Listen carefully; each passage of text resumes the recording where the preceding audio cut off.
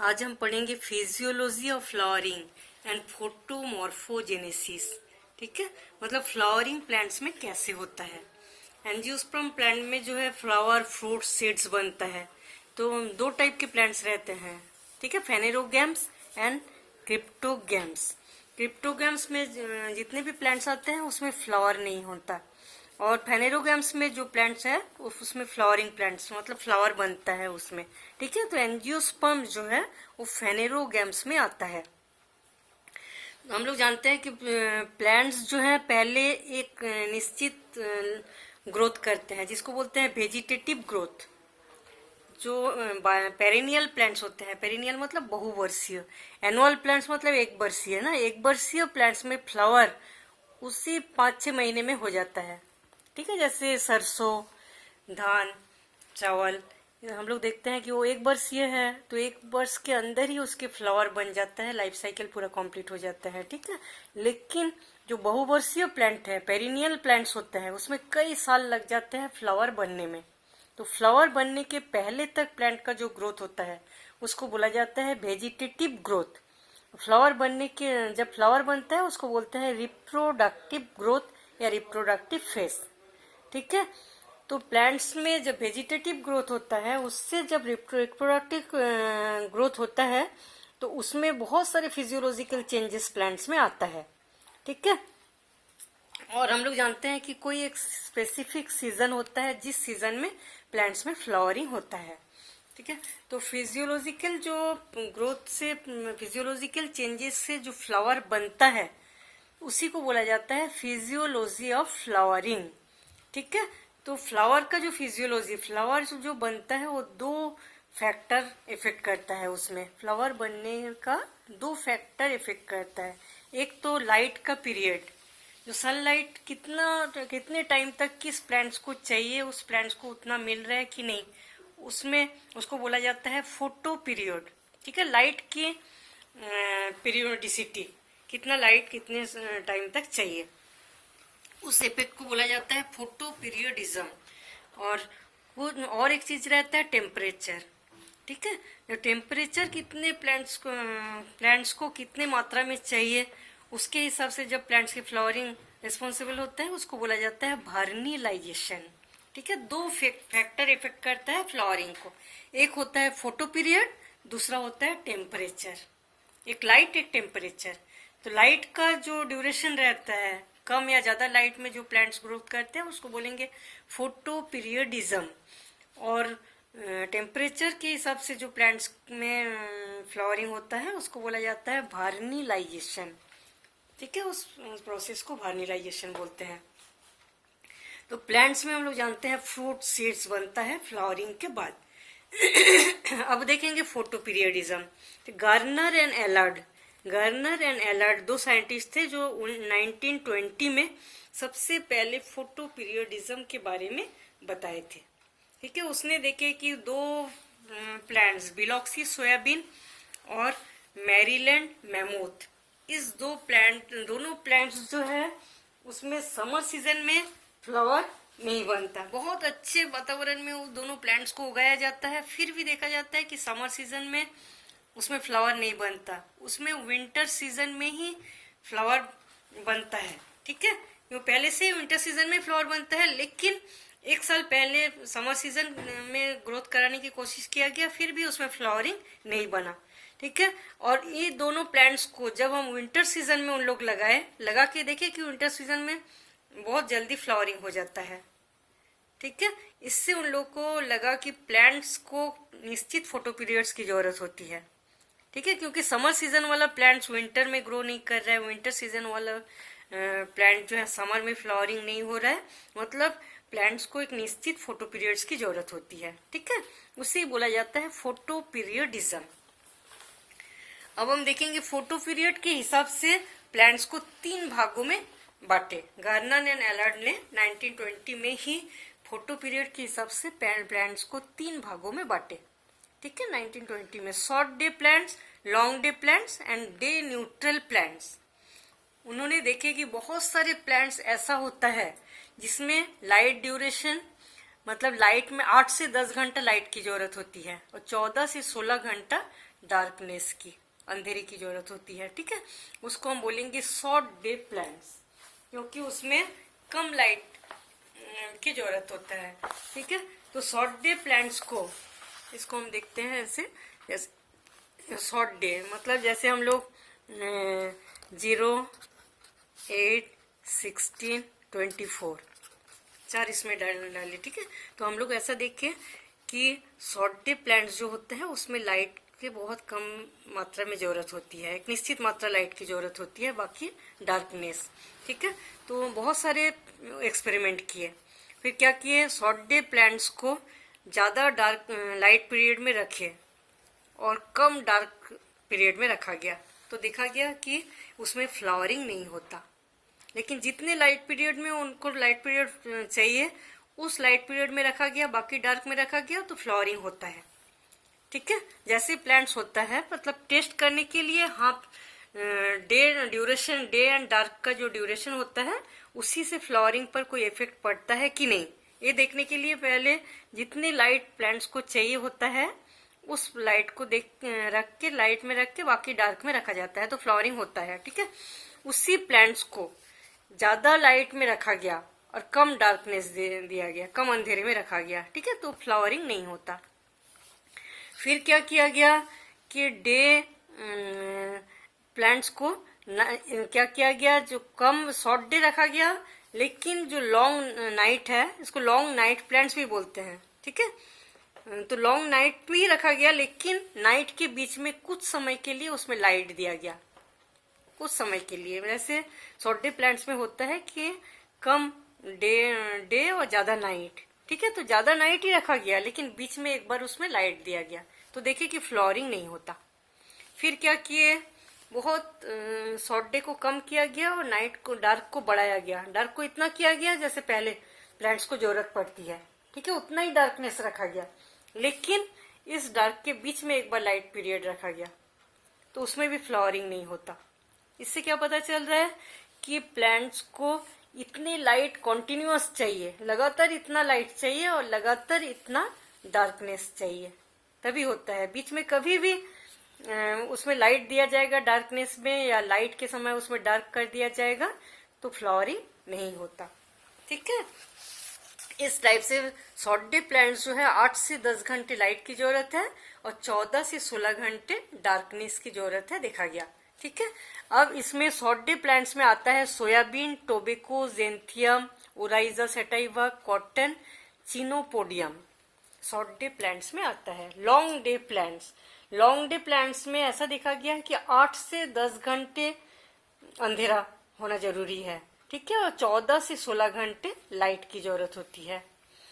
तो ऐसे बहुत सारे प्लांट्स ऐसे हैं जिसमें इतना ही लाइट और डार्कनेस जरूरी है, तभी फ्लावरिंग होता है, नहीं तो फ्लावरिंग नहीं होता। इसमें आता है wheat, pea, beetroot, radish, henbane etcetera. ठीक है, इसको भी उसी टाइप से किया गया। पहले लॉन्ग डे प्लांट्स को बड़े लाइट, ज्यादा लाइट में रखा गया और कम डार्कनेस में, जितना प्लांट्स के लिए जरूरत होता है। ठीक है, जो जो एग्जांपल दिया गया उस एग्जांपल वाले प्लांट्स को देखा गया कि कैसे फ्लावरिंग करते हैं, कितना लाइट में और कितना डार्कनेस उस समय रहता है फ्लावरिंग के समय, उसी में रखा गया, तो फ्लावरिंग होता है। फिर क्या किया गया, कम लाइट और ज्यादा डार्कनेस में उस प्लांट्स को रखा गया, तो नो फ्लावरिंग, फ्लावरिंग नहीं हुआ। फिर क्या किया, इतने ही लाइट दिया गया और डार्कनेस जितना था उतना ही दिया गया, लेकिन बीच में कुछ समय के लिए लाइट दिया गया, तो देखिए कि नो फ्लावरिंग। ठीक है, इससे भी ऐसा प्रूफ हो जाता है कि कॉन्टिन्यूअस इतना डार्कनेस, कॉन्टिन्यूअस इतना लाइट उस प्लांट्स के लिए चाहिए। ठीक है, लॉन्ग डे प्लांट्स। अब हम देखेंगे डे न्यूट्रल प्लांट्स। 3 टाइप के प्लांट्स हैं, शॉर्ट डे, लॉन्ग डे और day neutral. Day neutral plants में क्या होता है, फ्लावरिंग डे और नाइट के लेंथ के ऊपर इफेक्टेड नहीं होता, इफेक्टेड नहीं रहता। ठीक है, मतलब जितना भी डे हो, जितना भी नाइट हो, फ्लावरिंग होता है। ऐसे बहुत सारे प्लांट्स रहते हैं जिसको हम बोलेंगे डे न्यूट्रल प्लांट्स। उसमें आता है टोमेटो, कुकुम्बर, सनफ्लावर एक्सेट्रा।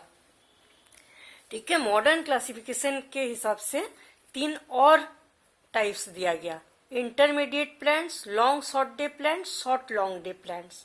ठीक है, इंटरमीडिएट प्लांट्स में 14 से 16 घंटे लाइट की जरूरत होती है, और लॉन्ग शॉर्ट डे में कुछ लॉन्ग ड्यूरेशन में लाइट दिया जाता है, उसके बाद कुछ शॉर्ट ड्यूरेशन में लाइट दिया जाता है, उसके बाद बाकी डार्क पीरियड रहता है। ठीक है, शॉर्ट में पहले शॉर्ट लाइट, उसके बाद लॉन्ग डे, लॉन्ग ज्यादा लाइट, उस टाइप के प्लांट्स को बोला जाता है short long day plants. Photo periodic induction, plants को एक निश्चित फोटो पीरियड्स की जरूरत होती है फ्लावरिंग के लिए। ठीक है, हम लोग देखे हैं तो 24 घंटे में कितना फोटो पीरियड प्लांट्स को जरूरत होती है उसको बोला जाता है फोटो पीरियडिक इंडक्शन। ठीक है, 24 घंटे में जो होता है उसको बोलते हैं इंडक्टिव साइकिल। वन इंडक्टिव, पूरे 24 घंटे में प्लांट्स में जितना लाइट चाहिए उसको हम क्या बोलेंगे, वन इंडक्टिव साइकिल। तो देखा गया है कि एक प्लांट्स के फ्लावरिंग के लिए कितने इंडक्टिव साइकिल की जरूरत होती है। ठीक है, उसको हम बोलेंगे फोटो पीरियोडिक इंडक्शन। ठीक है, जैसे बिलॉक्सी सोयाबीन, इस प्लांट्स को ऐसा देखा गया है कि 2 इंडक्टिव साइकिल्स की जरूरत होती है फ्लावरिंग के लिए। ठीक है, साल्विया एक्सीडेंटेलिस, इसमें हम देखे हैं कि 17 इंडक्टिव साइकिल, 17 इंडक्टिव साइकिल की जरूरत होती है फ्लावरिंग के लिए। ठीक है, प्लांटेगो लैंसियोलेटा, इसमें देखा गया है कि 25 इंडक्टिव साइकिल की जरूरत होती है फ्लावरिंग के लिए। ठीक है, पूरे फ्लावरिंग के लिए कितने इंडक्टिव साइकिल की जरूरत होती है, एक इंडक्टिव साइकिल मतलब 24 घंटे में कितने लाइट उसको मिल रहा है। ठीक है, उसको हम बोलेंगे इंडक्टिव साइकिल या फोटो पीरियोडिक इंडक्शन। अब फोटो पीरियोडिक इंडक्शन नॉट ने 1934 एंड केजलचन ने सबसे पहले एक्सपेरिमेंट से इसको प्रूव किए थे। ठीक है, नॉट ने क्या देखे कि स्पिनच लीफ, स्पिनच मतलब पालक की लीफ, जो कि लॉन्ग डे प्लांट होता है जिसको ज्यादा डे पीरियड्स की जरूरत होती है, उस जैसे पालक का लीफ। ठीक है, पालक के लीफ में लाइट दिया गया, जितना पीरियड्स लाइट उसको जरूरत होती है लाइट दिया गया।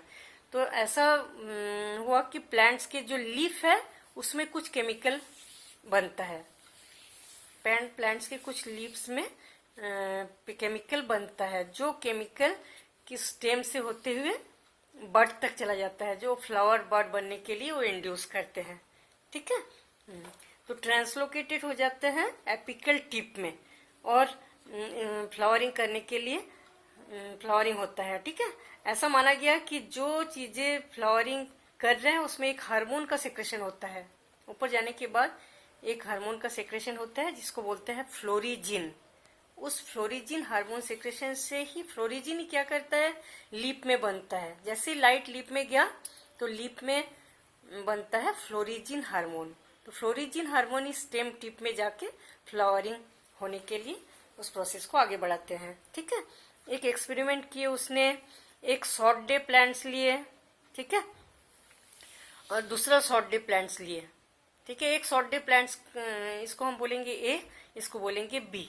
इसको जितना शॉर्ट डे पीरियड्स की जरूरत है उतना शॉर्ट डे पीरियड्स दिया गया, और जितना नाइट की जरूरत है नाइट दिया गया, और इसमें वो सब नहीं किया गया। ठीक है, इसमें इसको अंधेरे में पूरे टाइम रख दिया गया। तो हम लोग क्या देखेंगे, इसमें फ्लावरिंग नहीं होता, इसमें फ्लावरिंग होता है। फिर बाद में क्या किए, ये दोनों को ग्राफ्टिंग करके जोड़ दिए, इसके स्टेम को काट के इसके ऊपर इसके स्टेम को लगा दिया गया। ठीक है, फिर लाइट दिया गया इस प्लांट्स में, तो देखा गया कि इस प्लांट से ऊपर के प्लांट्स में फ्लावरिंग होता है।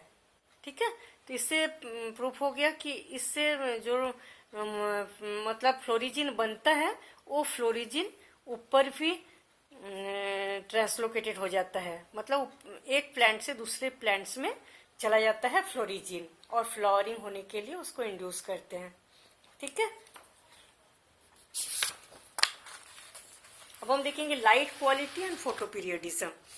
तो ग्रीन कलर, ऐसा हम लोग पहले भी पढ़े हैं फोटोसिंथेसिस में कि प्लांट्स सनलाइट जो है उसमें बहुत सारे वेवलेंथ वाली लाइट निकलते हैं। ठीक है, बहुत सारे, जैसे कॉस्मिक रे, गामा रे, अल्ट्रावायलेट रे, ऐसे बहुत सारे रे सनलाइट से निकलता है। तो एक छोटा सा पार्ट रहता है जिसको बोलेंगे विजिबल स्पेक्ट्रम। छोटे से पार्ट को विजिबल स्पेक्ट्रम बोलते हैं। ठीक है, उस विजिबल स्पेक्ट्रम से जो लाइट निकलता है उस लाइट में बहुत सारे कलर का बैंड रहता है।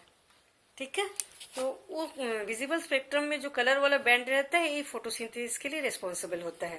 तो इसमें जो ग्रीन कलर का लाइट है वो जब प्लांट्स में पड़ता है, ठीक है, तो उसमें कोई फ्लावरिंग के लिए बिल्कुल जिम्मेदार नहीं होता। ग्रीन कलर जो है फ्लावरिंग बिल्कुल उससे नहीं होता। और ब्लू कलर जो है कुछ मात्रा में कुछ लिमिट तक उससे फ्लावरिंग होता है। ठीक है, इंड्यूस पोर फ्लावरिंग, कुछ मात्रा तक फ्लावरिंग होता है। लीप एंड पेटियोल का जो ग्रोथ है वो देखा गया है कि ब्लू कलर से होता है।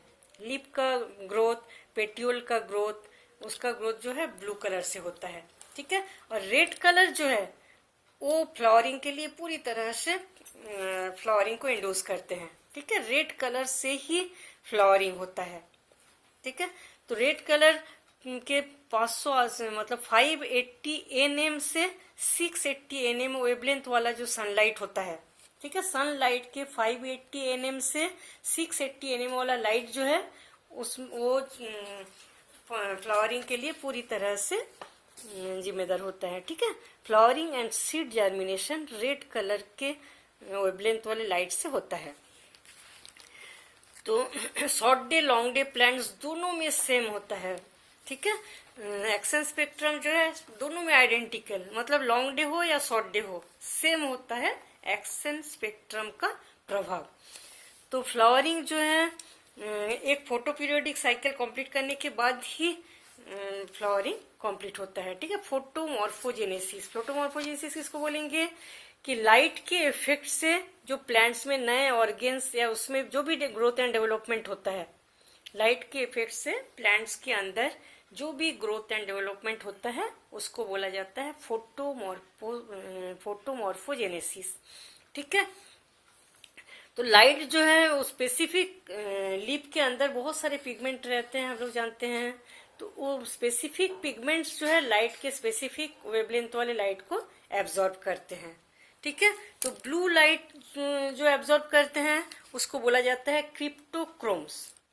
ब्लू लाइट एब्जॉर्ब करने वाले जो पिगमेंट होता है लीफ में उसको हम बोलेंगे क्रिप्टोक्रोम्स। ठीक है, और रेड लाइट को एब्जॉर्ब करने वाले जो पिगमेंट होता है उसको हम बोलेंगे फाइटोक्रोम।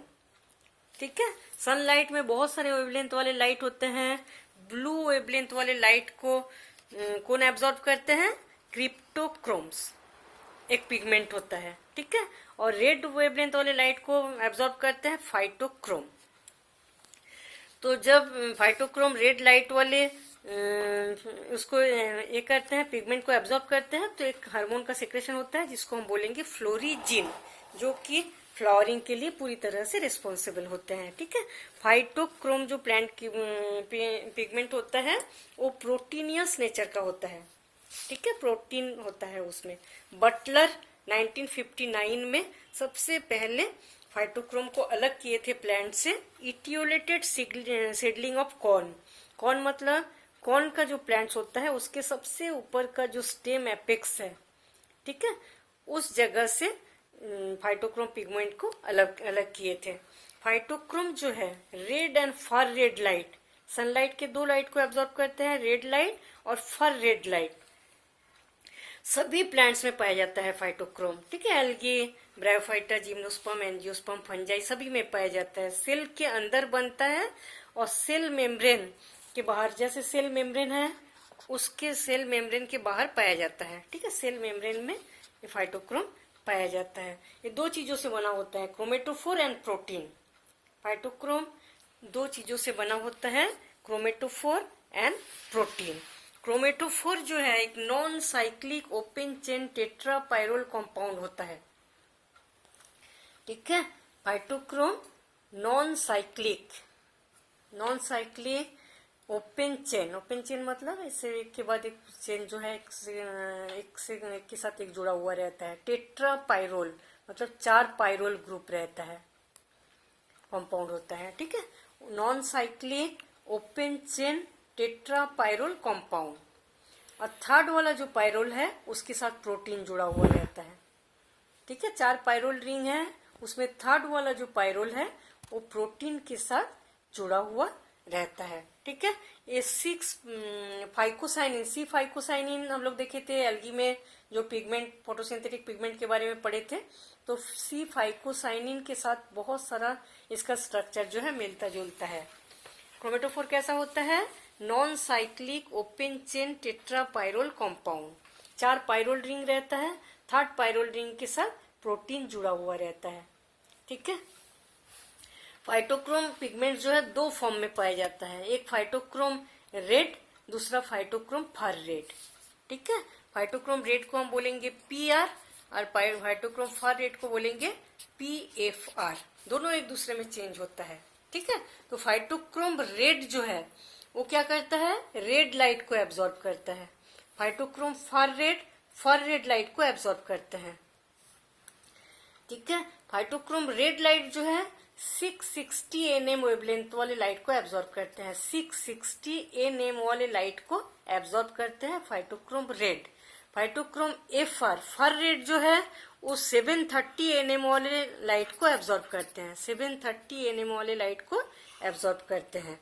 ठीक है, और ये ब्लू ग्रीन कलर का होता है। Phytochrome red blue green colour का होता है, फाइटोक्रोम फर रेड होता है लाइट ग्रीन कलर का। ठीक है, फाइटोक्रोम क्या करता है? रेड लाइट को एब्जॉर्ब करता है और फर रेड लाइट को एब्जॉर्ब करते हैं। और फाइटोक्रोम एक पिगमेंट होता है जो लीफ में प्रेजेंट रहता है। ठीक है, तो रेड फाइटोक्रोम रेड और फाइटोक्रोम फर रेड एक दूसरे में चेंज हो जाता है। ठीक है, इसको बोला जाता है इंटर कॉन्वर्टिबल। मतलब फाइटोक्रोम रेड जो है वो रेड लाइट को एब्जॉर्ब करने के बाद फर रेड में चेंज हो जाता है, और फर रेड जो है वो फाइटोक्रोम फर रेड जो है फर रेड लाइट को एब्जॉर्ब करके रेड लाइट में चेंज हो जाता है। दोनों एक दूसरे में चेंज हो जाता है। ठीक है, चेंज क्यों होता है? क्योंकि उसका जो सबसे पहला फाइटोक्रोम का जो सबसे pyrrole ring, first pyrrole ring रहता है, उसमें प्रोटॉन कभी एब्जॉर्ब होता है, कभी प्रोटॉन निकलता है। ठीक है, प्रोटॉन जुड़ता है और प्रोटॉन निकलता है फर्स्ट पाइरोल रिंग में। तो जब प्रोटॉन जुड़ता है तब फर रेड जो है वो फर रेड में चेंज हो जाता है। फिर प्रोटॉन निकलता है तो फर रेड जो है फिर रेड में चेंज हो जाता है। ठीक है, इस टाइप से इंटर कन्वर्टेबल होता है फाइटोक्रोम। ये था फाइटोक्रोम। अब क्या होता है, जितना मतलब प्लांट सनलाइट में जितने ज्यादा देर तक प्लांट्स को रखा लाइट मिलेगा उतना कॉन्सेंट्रेशन फर रेड लाइट का बढ़ता है। ठीक है, फर रेड लाइट का कॉन्सेंट्रेशन बढ़ता है। तो शॉर्ट डे प्लांट्स में क्या होता है, फर रेड लाइट का कॉन्सेंट्रेशन बढ़ जाने से इसलिए फ्लावरिंग नहीं हो पाता, क्योंकि इनहेबिटर जैसा काम करता है फर रेड लाइट उस समय। ठीक है, लॉन्ग डे प्लांट्स जो है वो फर रेड लाइट जितना ज्यादा मिलेगा उतना जल्दी फ्लावरिंग होता है। मतलब लॉन्ग डे में फर रेड लाइट ज्यादा चाहिए और शॉर्ट डे में फर रेड लाइट कम चाहिए। ठीक है, ज्यादा से ज्यादा सनलाइट में रखने से शॉर्ट डे प्लांट्स जो है वो उसमें फोटो इनहिबिट कर देता है फर रेड फ्लावरिंग को। ठीक है, और लॉन्ग डे प्लांट्स में ज्यादा से ज्यादा लाइट रहने से फर रेड जो है उसका कॉन्सेंट्रेशन बढ़ने से लॉन्ग डे प्लांट्स में फ्लावरिंग जल्दी होता है। अब हम देखेंगे फाइटोक्रोम एक्शन का मेकानिज्म। एक साइंटिस्ट थे हार्टमैन। ठीक है, उसने मेकानिज्म फाइटोक्रोम का मेकानिज्म दिए थे। उसने क्या बोले, सबसे पहले फर रेड को रेड कलर को एब्जॉर्ब करते हैं 660 nm वेवलेंथ वाले लाइट, फाइटोक्रोम एब्जॉर्ब करते हैं उसको। ठीक है, उस लाइट को पहले फाइटोक्रोम रेड जो है इनएक्टिव फॉर्म में रहता है, पहले इनएक्टिव फॉर्म में रहता है, लेकिन जैसे ही 660 nm वाले वेवलेंथ वाले रेड लाइट को एब्जॉर्ब करते हैं एक्टिव फॉर्म में आ जाता है और फर रेड में चेंज हो जाता है। ठीक है, फर रेड में चेंज होने के बाद एक कंपाउंड बनाता है जिसको बोलेंगे एक्स। ठीक है, उस एक्स कंपाउंड के साथ मिलके बनाता है PFR-X। फर रेड जो है एक्स के साथ जुड़ जाता है, जुड़ के बनाता है PFR-X। ठीक है, और PFR-X बनने के बाद बायोलॉजिकल रिस्पॉन्स मतलब फ्लावरिंग होता है। ठीक है, ऐसा माना जाता है कि कोई जीन्स के द्वारा ये कंट्रोल होता है। जो जीन्स जो है वो एंजाइम फॉर्मेशन के लिए इंड्यूस करते हैं, एंजाइम फॉर्मेशन करने के लिए जीन्स जो है वो जिम्मेदार होते हैं। ठीक है, अब फाइटोक्रोम एक्टिविटी, फाइटोक्रोम क्या करता है, लीफ, पेट्यूल, स्टेम, ये सब का ग्रोथ बढ़ता है, इसका ये लंबे हो जाते हैं, लीफ को लंबाई में लंबे होने के लिए, पेट्यूल के लंबे के लिए, स्टेम लंबे होने के लिए फाइटोक्रोम काम करता है। ठीक है, रूट, राइजोम, बल्ब, ये सब का डेवलपमेंट भी बहुत अच्छे तरह से होता है फाइटोक्रोम के प्रेजेंस में। Seed germination, pollen grain germination, spores germination, ये सब चीजों में फाइटोक्रोम का भाग रहता है। ठीक है, और फाइटोक्रोम क्या करता है, respiration, RA synthesis, oxygen metabolism, fat degradation, photoperiodism, ये सब चीजें फाइटोक्रोम के प्रेजेंस में होता है। ठीक है, रेड लाइट जो है वो डीएनए एंड प्रोटीन सिंथेसिस को भी स्टिम्युलेट करते हैं। Red light DNA synthesis, protein synthesis को भी स्टिम्युलेट करते हैं। और पोलन ग्रेन का जो जर्मिनेशन होता है वो भी रेड लाइट के प्रेजेंस में होता है। फर रेड लाइट जो है पोलन ट्यूब ग्रोथ को इनहेबिट कर देते हैं।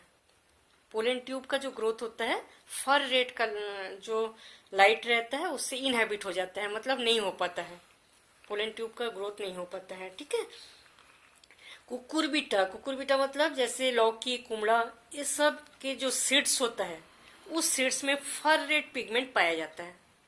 ठीक है, कुकुरबिटा फैमिली के जो फल होता है उसके सीड्स में फर रेड पाया जाता है। उसको वाटर में डुबाने के बाद ऐसा देखा गया है कि सीड्स को सुखा के जब वाटर में डुबाया गया तो फाइटोक्रोम जो है वो निकल जाता है।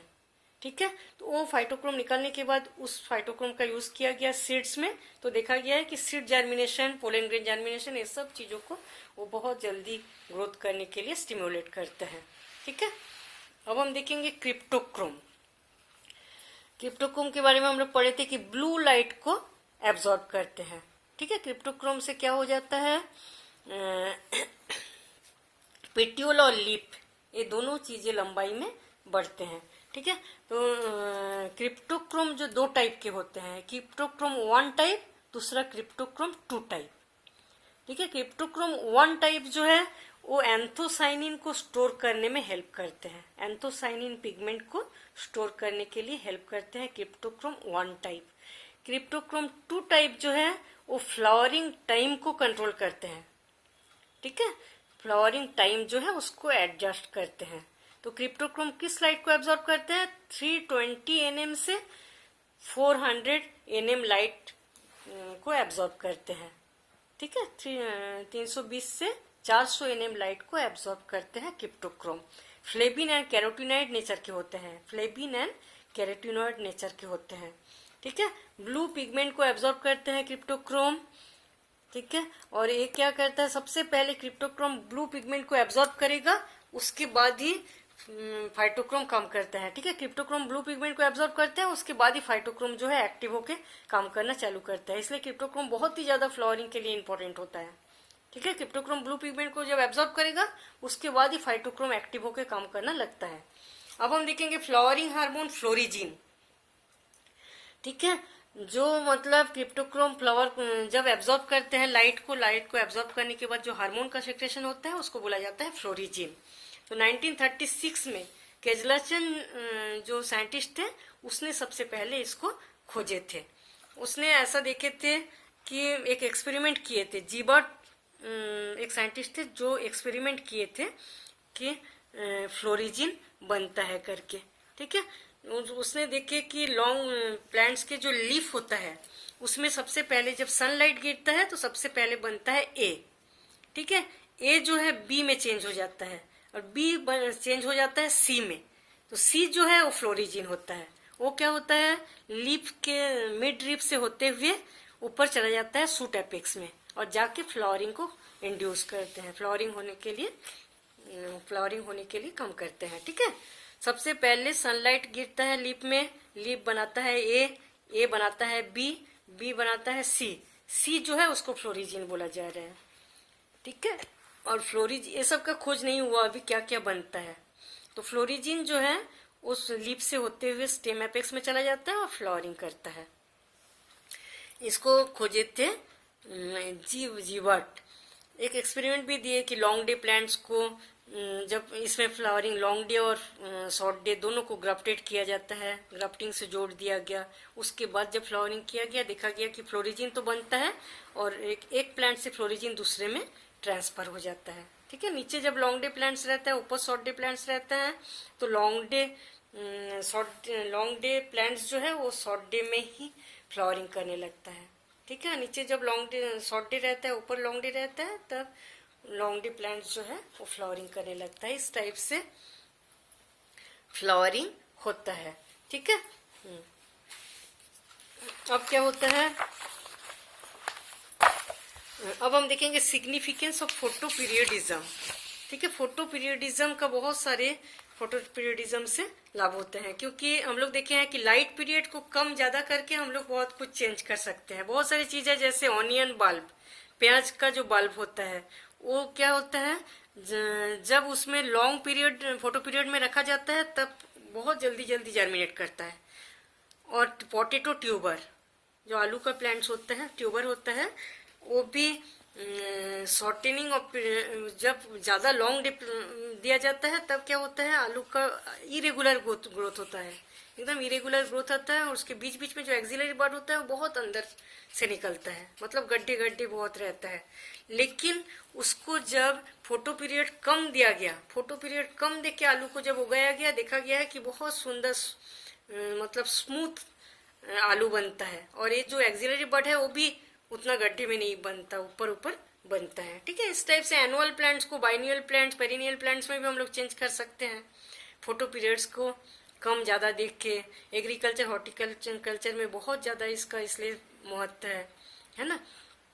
दो प्लांट्स को क्रॉस करा के फ्लावरिंग कराया जा सकता है जल्दी, जिसमें जल्दी फ्लावरिंग नहीं होता उसमें भी जल्दी कराया सकता है, लाइट पीरियड को आगे पीछे करके। ठीक है, फ्रूट्स, इससे क्या होता है, बहुत जल्दी बहुत सारे प्लांट्स में फ्रूट्स एंड फ्लावर बनने लगते हैं।